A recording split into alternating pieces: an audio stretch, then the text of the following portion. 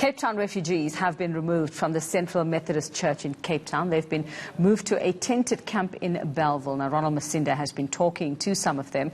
They've been complaining about the lack of facilities. Let's chat to Ronald to see what's happening there at the moment. Ronald, a very good morning to you. So for anybody who's catching up on this particular bit of news, just give us some idea of how that relocation has happened and those challenges that we speak about. Well, we've been hearing really harrowing stories, Yuveka. As it stands right now live, we are seeing an ambulance whiskering away a pregnant woman who's 38 weeks pregnant, been whisked away to a hospital as she is suffering a lot of pain. She did complain about police brutality during that time where the police and the soldiers had to escort people or remove people to the site in Bellville. We were going to get comment from her, but the ambulance staff, the paramedics, they whisked her away. We all have one more lady that we spoke to earlier on. She also says that she suffered a similar beating in the hands of police. We're going to grab maybe a comment from her just to find out. Just give us a sense of your experiences yesterday. My experience from yesterday is that I got beaten by the police. Very bad on my back, and I'm pregnant. Twice. Their weapons is very sore. They beat my baby. She's still laying down there. I don't know until this time why. The child couldn't sleep. And me, I'm pregnant. First of all, this country, women first. Why this country is so abusive? Only on refugees. Why? I'm not placed to stay in this country. I can never stay here. I need to be at a safe place. You also mentioned that you had to protect your children during that experience. I had to protect who were together with my husband. They beat my husband up. They beat my children up. They even beaten me. I showed them I'm pregnant. They didn't care at all. They had to beat me. I'm in big pain here. I'm in pain. They don't care. They only care about citizens, not foreigners. That is unfair. Yuveka, as you heard, this lady, she's 25 weeks pregnant. She just mentioned to us that harrowing experience that she had yesterday as she and her family were whisked off by the police and the military during their experiences in town. I can tell you, Yuveka, it's a very hot day in Cape Town. So for pregnant women, quite a number of them that we've seen here, it's not a day conducive for them just to be sitting around. Even inside the tent, there's a lack of ventilation. There's so much, it's so hot, Yuveka, it's very difficult to describe. And many people who are here, around 600 refugees, they're here to eat. We also told that Gift of the Givers will be coming later in the day to try and provide them with some food, but many of them are really struggling at this stage.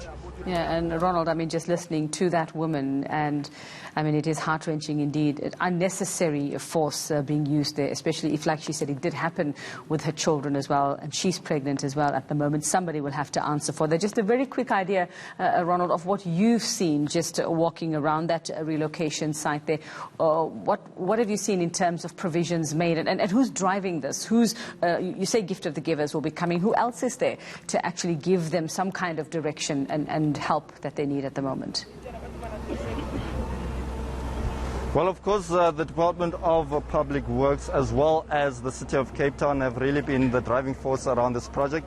We tried to get comment from the City of Cape Town, the Mayor Dan Plato, but he's had back-to-back meetings. We also spoke to the SAPS earlier on just to try and confirm whether or not these claims are true or not. And the SAPS has advised that the complainants must lodge the complaint with the IPID, and they will give a sworn statement with regards to their experiences. But according to SAPS, they also had their own cameras inside that venue, and according to them, it doesn't seem like they picked up any sort of force in terms of what the ladies are saying. But according to my experiences when I was here yesterday, when we arrived here late afternoon, we saw people working around the clock to make sure that this venue was ready in time for the refugees. We saw a number of electricians trying to connect the electricity. We saw portable toilets. There's about 8 or 9 portable toilets for the 600 plus refugees that are here in this camp. We also saw two taps. Those 2 taps are supplying all the people that are here. So many people up in arms. They have to share the tap. People are not spending more than 5 to 10 minutes at the tap trying to clean themselves. As we speak, Iveka, they are also asking the lady I just interviewed to also be whisked off by the paramedics. So she's also in pain. So I think there will certainly be a developing story going on forward, because there's quite a number of heavily pregnant women in this camp. And one of them that we spoke to yesterday, she asked security she wanted to relieve herself because at the time, but there weren't no toilets, so she wasn't allowed to. So people have really complained about inhumane conditions to live here. Many of them feel that they were much better off at the church where they stayed there for many months.